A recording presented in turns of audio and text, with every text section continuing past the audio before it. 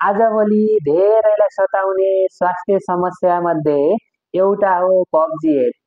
स्वस्थ शरीरका लागि हाम्रो पाचन प्रणाली राम्रो हुनु आवश्यक पर्छ, जसको सुरुवात सही रूपमा बिहान हाम्रो पेट सफा हुनुसँग जोडिएको हुन्छ। तर पछिल्लो समय बच्चादेखि वृद्धसम्मलाई कब्जियतको समस्याले निकै सताउन थालेको छ।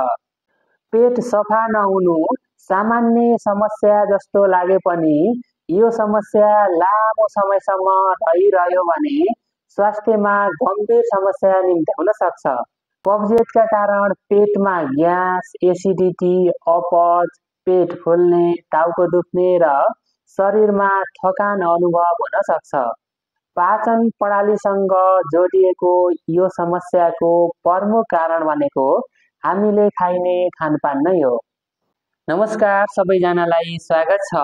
आजको भिडियोमा रहेर कब्जियत के हो, कब्जियत हुनुको कारणहरू र यसबाट बच्ने उपायसँगै नियन्त्रणको बारेमा चर्चा गर्नेछौँ। भिडियोलाई अन्तिमसम्म हेर्नुहोला। साथै यस च्यानलमा नयाँ हुनुहुन्छ भने च्यानललाई सब्स्क्राइब गर्न नबिर्सिनुहोला। अब हेरौँ कब्जियत के हो।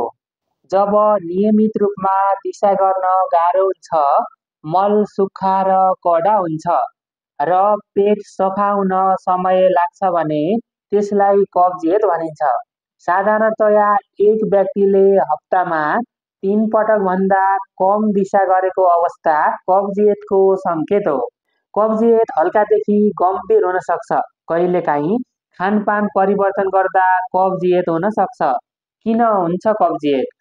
धेरै जङ्क फुड सेवन गर्नु, फाइबरयुक्त खानेकुरा कम खानु, निष्क्रिय जीवनशैली र माछा मासु तारे भुटेको खानेकुरा अधिक सेवन गर्नुलाई कब्जियतको प्रमुख कारण मानिन्छ।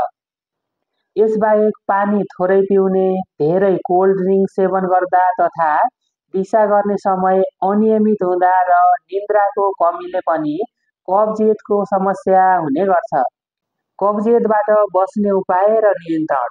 कब्जियत सामान्य समस्या भए पनि लामो समयसम्म यो समस्या रह्यो भने कब्जियतले पाचन प्रणालीसँग सम्बन्धित जटिल स्वास्थ्य समस्याहरू पनि निम्त्याउन सक्ने हुँदा यसबाट जोगिनु नै राम्रो उपाय हो। यसका लागि मुख्य गरी हाम्रो जीवनशैली र खानपानमा नै विशेष ध्यान दिन आवश्यक पर्छ। खानालाई सन्तुलन मिलाएर खाने बानी बसालेमा मात्र पनि कब्जियतको समस्या समाधान गर्न सकिन्छ।